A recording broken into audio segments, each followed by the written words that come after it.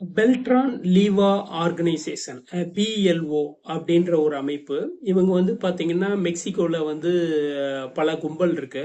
இவங்க வந்து ரொம்ப பெரியவங்களும் இல்ல, சின்னவங்களும் இல்ல, இடைப்பட்டவங்க. இவங்களுடைய கிரிமினல் ஆக்டிவிட்டின்னு பாத்தீங்கன்னா போதைப் பொருள் கடத்துறது, மனித கடத்தல், கொலை, கொள்ளை, ஆயுத கடத்தல், மிரட்டல், தீ வைப்பு, இதுதான் இவங்களுடைய கிரிமினல் ஆக்டிவிட்டி. இந்த பிஎல்ஓ அமைப்பை நடத்துறது 4 சகோதரர்கள். பார்த்தீங்கன்னா 9க்கும் மேற்பட்ட நகரங்கள் வந்து இவங்களுடைய கண்ட்ரோல்ல இருந்துச்சு. அமைப்பு வந்து மெக்சிகோல வந்து மிகவும் ஒரு சக்தி வாய்ந்த ஒரு போதைப் பொருள் குழுன்னு சொல்லலாம். இவங்க வந்து போலீஸ் துறை, நீதித்துறை, மெக்சிகோவோட உளவுத்துறைன்னுவாங்களே, எல்லா இடத்துலயும் இவங்களுடைய ஆட்கள் இருந்தாங்க.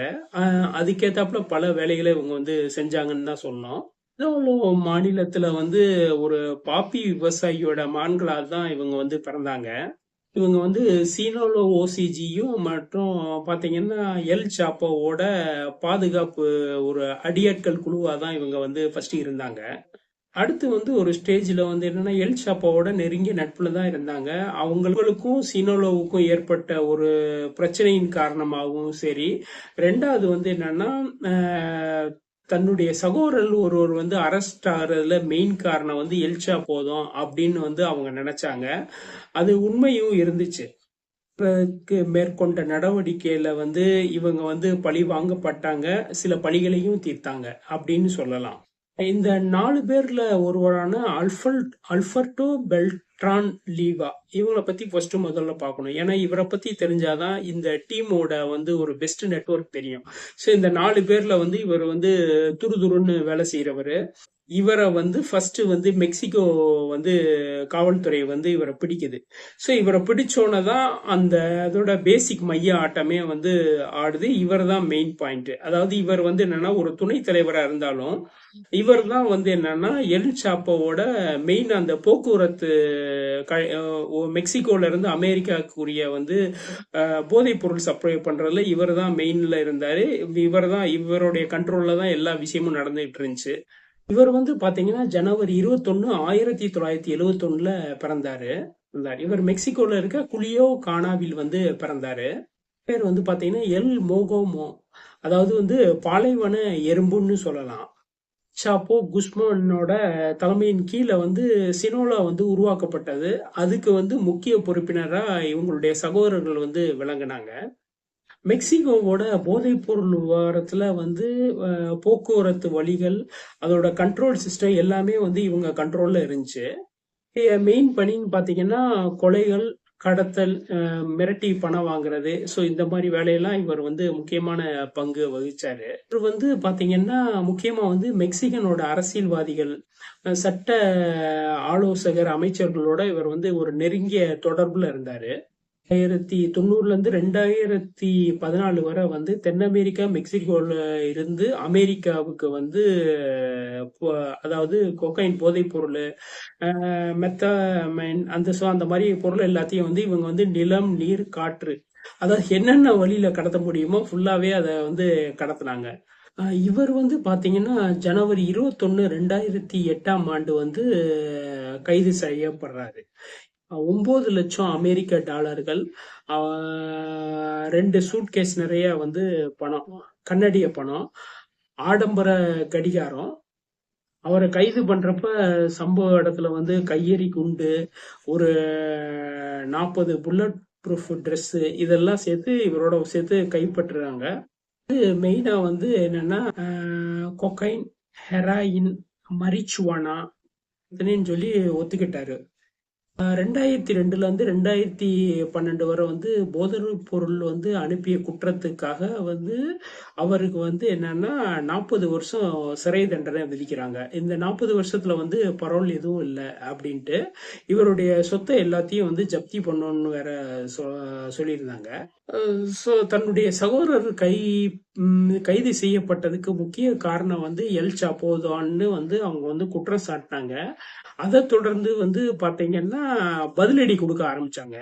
லோராவின் மகன் எட்கரை வந்து என்னன்னா ஷாப்பிங் மால்ல வச்சு கையெறி குண்டுகள் மூலமா வந்து தீர்த்து கட்டுறாங்க. மூலமா வந்து மேலும் ஒரு பெரிய பிரச்சனைக்கான ஒரு போரை வந்து தூண்டுச்சுன்னு சொல்லலாம். கோஸ் அர்டூரோ பெல்ட்ரான் இவர் தான் வந்து மூத்தவர். 2008ல் வந்து இவங்க வந்து முறைப்படி வந்து தனியாக ஒரு அமைப்பை தொடங்குறாங்க, பெல்ட்ரன் லீவா அமைப்பு. ஸோ அதுக்கு முன்னாடி கார்டலோட கொஞ்சம் சேர்ந்து இது பண்ணாங்க, எல் சப்பாவோட சேர்ந்து ஒர்க் பண்ணாங்க. கார்டலோட வந்து சில பிரச்சனைகள் இருந்துச்சு. ஸோ அதுலேருந்து வெளியில் வந்தாங்க. எல் சப்பாவுக்கும் இவங்களுக்கும் ஒரு ஸ்டேஜில் வந்து ஒரு பிரச்சனை வர ஆரம்பிச்சிச்சு. அந்த பிரச்சனை எப்படின்னா, தன்னுடைய சகோதரர் ஒருத்தவர் வந்து கைது செய்யப்பட்டாரு. ஸோ அதுக்கு வந்து எல் சப்போ தான் ஒரு முக்கிய காரணம்னு சொல்லி அவங்க நினைச்சாங்க.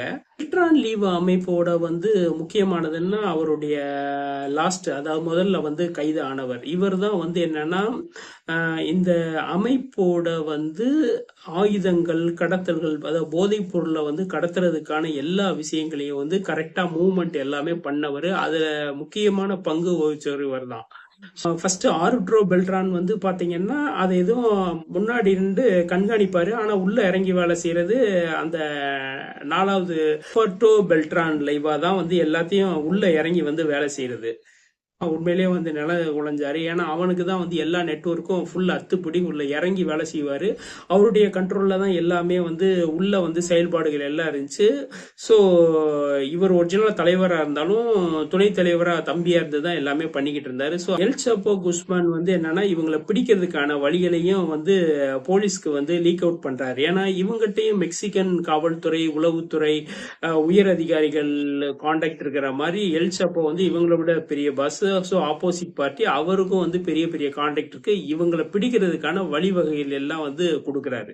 ஒரு ஸ்டேஜ்ல வந்து என்னன்னா, 11 டிசம்பர் 2008 மெக்சிகன் கடற்படை வந்து ஆருட்ரோவா வந்து கைது செய்ய வந்து ஒரு ஸ்டேஜ்ல வந்து உள்ள இறங்கி வந்து வேலை செய்யறாங்க.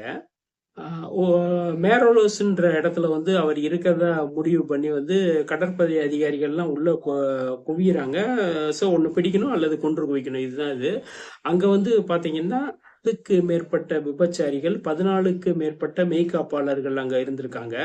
ஸோ அவங்க உள்ள வந்தோன்னு பாத்தீங்கன்னா, 3 மெய்காப்பாளர்கள் வந்து சுட்டு கொண்டுறாங்க. பார்வையாளர்கள் ஒருவரும், அங்கிட்டு இருந்த ஒருத்தவரும் வந்து சுட்டு கொண்டுறாங்க. மீதி 11 பேர் வந்து அரெஸ்ட் ஆகுறாங்க. இவர் எப்படியோ வந்து எஸ்கேப் ஆயிடுறாரு. இவர் அடுத்து வந்து ஒரு ஸ்டேஜ்ல வந்து என்னன்னா, ஒரு அடுக்குமாடி குடியிருப்புல வந்து மாட்டுறாரு. ஸோ அப்போ வந்து என்னன்னா, போலீஸ் எல்லாமே சுத்தி வளைச்சிடுறாங்க. 2 பீரங்கி வாகனமும் வந்துருச்சு. அவர் தப்பிக்க போராட முயற்சிக்கிறாரு. ஆனா வேற வழியே இல்லாம இவரும் எதிர்த்து போடுறாரு. அவர் கூட இருந்த 4 மெய்காப்பாளர்கள்ல 3 பேர் இறந்துடுறாங்க. ஒருத்தவர் வந்து தன்னைத்தானே சுட்டுக்கிட்டு இறக்குறாரு. இவர் மேல வந்து குண்டு காயங்கள் படுது. இவரும் துடி துடித்து இறக்குறாரு. பெல்ட்ரான் வந்து கொல்லப்பட்டுட்டாரு. அவருக்கு அடுத்த நாள் வந்து அந்த கடற்படை அதிகாரியில வந்து இறந்த ஒருவருக்கு மரியாதை அஞ்சலி செலுத்துறாங்க. மரியாதை அஞ்சலி செலுத்திட்டு போன அடுத்த நாள் அந்த வீட்டுக்கு போய் அங்க இருக்க தாய், அவங்களுடைய சகோதரர்கள் மற்ற எல்லாத்தையும் வந்து சுட்டுக் கொள்றாங்க.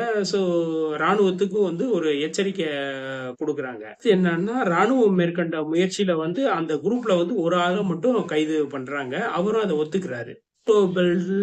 ஆர்த்ரோ வந்து என்னன்னா, இறக்குறப்ப வந்து என்னன்னா, அவர்கிட்ட வந்து 40,000 அமெரிக்க டாலர்கள் இருந்துச்சு. பல கன்னடிய டாலர்கள் இருந்துச்சு. AK-47 எல்லாத்தையும் வந்து ஒரு 5க்கும் மேற்பட்ட AK-40 AR-50 ரக துப்பாக்கிகளையும் அவங்க வந்து கைப்பற்றினாங்க. கார்லோஸ் பெல்ட்ரன் லிவாவை பத்தி வந்து பெருசா வந்து இல்ல. ஏன்னா இவர் வந்து என்னன்னா, பெருசா வந்து இந்த குரூப்ல வந்து கூட்டத்துல ஒருவரா தான் இருந்திருக்காரு. இவருடைய ஆக்டிவ் வந்து பெருசா வந்து எந்த இடத்துலயும் வந்து காமிக்கல. ஸோ இந்த 4 பேர்ல வந்து ஒரு சில பேர் வந்து சரியா வேலை செய்ய மாட்டாங்களா. ஸோ அப்படிப்பட்டவரா தான் இவரை வந்து இருந்திருக்காரு.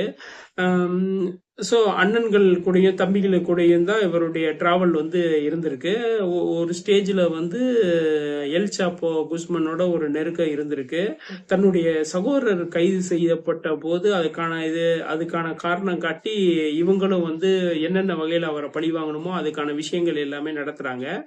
ஸோ இந்த ஸ்டேஜில் வந்து என்னன்னா, தம்பி வந்து அரெஸ்ட் ஆயிட்டாரு. ஃபர்ஸ்ட் அண்ணன் வந்து சுடப்பட்டு இறக்குறாரு. ஸோ அப்போ வந்து என்னன்னா, அவங்க இருக்கிற அந்த ஏரியா இடம் எல்லாத்துலயும் வந்து என்னன்னா, ஏற்கனவே வந்து தம்பி அரெஸ்ட் ஆகுறப்ப எல்லாருமே வந்து பிரிஞ்சு போகணும்னு முடிவு பண்ணி ஒரு ஸ்டேஜ்ல வந்து பிரிஞ்சு போறாங்க.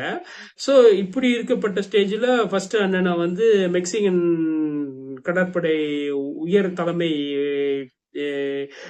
ராணுவம் வந்து சுட்டு கொல்றாங்க. ஸோ இவர் வந்து என்னன்னா ஒரு ஸ்டேஜ் மற்ற அதாவது அடுத்த ரெண்டும் ரெண்டும் மூணும் வந்து வேற வேற இடத்துல இருக்காங்க. ஸோ இந்த ரெண்டாவது ஆள் வந்து கார்லோஸ் வந்து பாத்தீங்கன்னா டிசம்பர் 30, 2009 வந்து கூலியா கானாவில வந்து கைது செய்யறாங்க. அதாவது போலி உரிமை வச்சிருந்தாரு. ஸோ இவர்கிட்ட வந்து என்னன்னா இவர் வந்து ஈஸியா அரெஸ்ட் பண்றாங்க. அதாவது வந்து யாரோ ஒரு இன்ஃபார்மர் சொல்லிட்டாரு இந்த இடத்துல ஆள் இருக்காங்கன்னு சொல்லி ஸோ அங்க போலீஸ் போறாங்க. இவர் வந்து கார் ஓட்டுறாரு. லைசன்ஸ் கேக்குறாங்க. லைசன்ஸ் பார்த்தா வேற பேர்ல போலி லைசன்ஸ் எடுக்கிறாரு. ஸோ இமிடியேட்டா அரெஸ்ட் ஆயிரு. இப்படிதான் இவர் கூட வந்து அப்ப வந்து என்னன்னா எந்த விதமான இவருடைய ஆட்கள் யாருமே இல்லை. ஸோ சைலண்டா அப்படியே இது அரெஸ்ட் ஆகுது. இந்த அரெஸ்ட் ஆனோன்னா வந்து உயர் அதிகாரிகளுக்கு ரொம்ப சந்தோஷம். ஏன்னா இவர் வந்து என்னன்னா மெக்சிகன் இதுல 38வது குற்றப்பட்டியல்ல இவர் இருந்திருக்காரு. ஆனா இவரை பத்தி பெருசா வந்து இல்ல. ஏன்னா இவருடைய சகோதரர்கள் இவங்க வந்து என்னன்னா அண்ணன் தம்பி பக்கத்திலேயே தான் சுத்திக்கிட்டு இருந்தாரு. இவரை பத்தி பெருசா வந்து சொல்லல. ஆனா எல்லா கூட்டத்திலையும் இவருடைய பங்கு இருந்துச்சு. இவர் வந்து கைது செய்யப்பட்டப்ப வந்து கொக்கைன் போதைப் பொருள் இருந்துச்சு, கை துப்பாக்கி இருந்துச்சு, கையெறி குண்டுகள் இருந்துச்சு. சோ அதோட தான் இவர் வந்து கைது செய்யப்பட்டாங்கன்னு சொல்றாங்க. கைது செய்யப்பட்டது போது வந்து கார்லோஸ்ன்ற ஒரு புனைப்பெயர்ல தான் இவர் வந்து அந்த ஓட்டுநர் உரிமத்தையும் காமிச்சாருன்னு சொல்றாங்க. இவர் வந்து பிடிபடுறதுக்கு 2 வாரத்துக்கு முன்னாடி தான் இவங்களுடைய அண்ணன் வந்து சுட்டுக் கொல்லப்பட்டார். 2014 வந்து இவர் அமெரிக்காவுக்கு வந்து நாடு கடத்தப்படுறாரு. இவருடைய குற்றச்சாட்டுகள்லாம் ஒப்புக்கொள்ளப்பட்டு இவர் நிரந்தரமா ஜெயில இருக்கிறதுக்கான வழிவகை வந்து செய்யப்பட்டது. 2017 இவருக்கு வந்து ஆயுள் தண்டனை வந்து வழங்கப்பட்டது. இந்த இதுல வந்து பாத்தீங்கன்னா இந்த 4 பேர்ல வந்து ஃபர்ஸ்ட் பார்ட்டி வந்து தம்பியை வந்து அரெஸ்ட் பண்ணிட்டாங்க. மூத்த அண்ணனை வந்து கொன்னுட்டாங்க. இவரையும் அரெஸ்ட் பண்ணிட்டாங்க. இப்போ ஹெக்டர்ன்ற ஒரே ஒரு சகோதரர் மட்டும்தான் பெண்டிங் இருக்காரு. இந்த ஹெக்டரை வந்து அமெரிக்க காவல்துறையும் மெக்சிகல் காவல்துறையும் இணைஞ்சு பொறி வச்சு வந்து ஒரு கடல் மீன் உணவகத்துல வந்து அரெஸ்ட் பண்றாங்க. ஸோ இவர் அரெஸ்ட் பண்ணோன்னு வந்து இந்த 4 சகோதரர்கள்ல வந்து பாத்தீங்கன்னா 4 பேர்ல வந்து ஒரு ஆள் இறந்துடுறாங்க. இப்ப ஒரு 3 பேர் அரெஸ்ட் ஆகுறாங்க.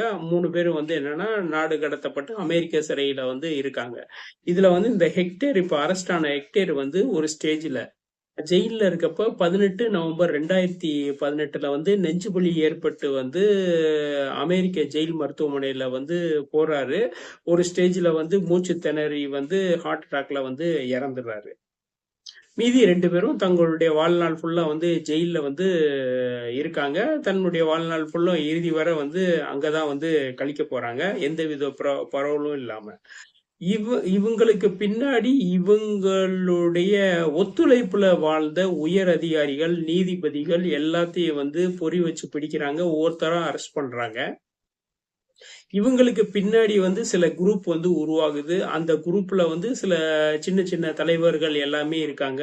மெக்சிகோல வந்து போதைப் பொருள் வந்து அதிகம். அதுக்கு பல கும்பல் இருக்காங்க. ஸோ இந்த கும்பலை ஒவ்வொன்னா வந்து காலங்காலமா வந்து பொறி வச்சு ஒவ்வொன்னா வந்து சர்வதேச ஏஜென்சி, அதாவது அமெரிக்கா மற்ற நாடுகளோட உதவியோட வந்து ஒவ்வொருத்தங்களையா பொறி வச்சு ஒவ்வொரு கடத்தல்காரங்களையும் வந்து பிடிச்சுக்கிட்டு இருக்காங்க மெக்சிகன் அதிகாரிகள்.